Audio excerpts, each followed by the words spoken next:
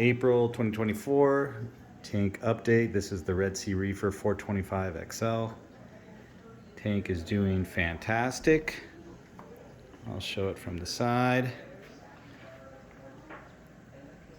It's doing well. As you can see, the orange mushrooms continue to grow somewhat out of control, as do zoas. Anyone that puts zoas in the tank, be very careful. They tend to grow out of control. I will not be putting any zoas in my new tank. The SPS along the top is doing fantastic. A lot of it is growing into each other. I definitely put them too close to each other, and they ended up growing into each other. So looking forward to getting the new tank, and I will be able to spread them out a lot more. As you can see, all of the Euphilia is getting huge. I think some of the coral plugs just fell off and they're like laying in the sand now. And that's where the zoas that on the other rock came from. They literally detached, floated over there. So again, be careful, because zoas will take over your tank. But overall, the tank's doing very well. Someone asked about my lighting. I've got a Redsea LED 50, an LED 90, and then another LED 50. I will be using those on the new tanks. So I ordered an Innovative Marine EXT 200, which will be coming probably in another month or so. The problem is it's going right where this tank is, so that's going to be an issue. So I'm going to have to move this tank.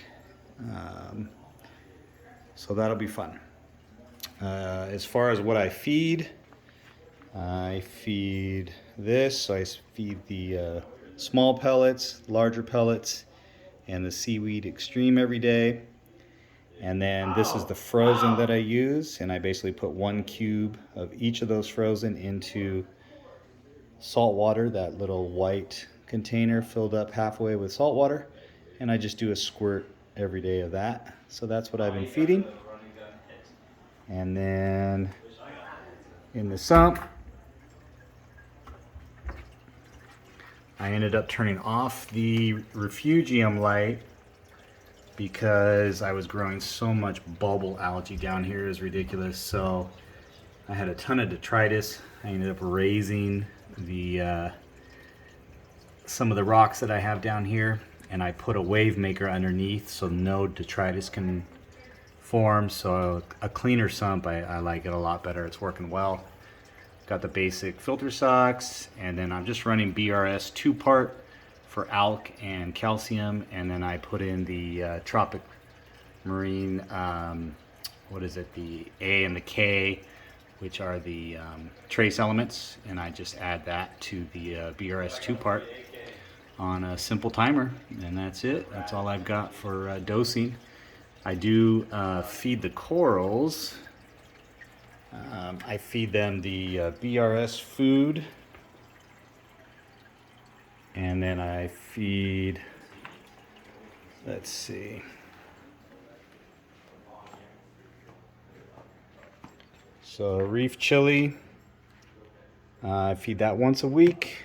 I feed some Polyp Labs Reeferoids once a week, and then I dose the Brightwell Aquatics coral amino acids. I dose them once a week, and that's really all I dose. And so far, pretty good success in this tank. A lot of it, I think, has to do with the maturity of the tank, because once it hit about 2 years old, a lot of the SPS really started to take off. So it's doing well. Looking forward to the EXT 200, which will be in about a month. So this will probably be the last update for this tank. Looking forward to the big guy.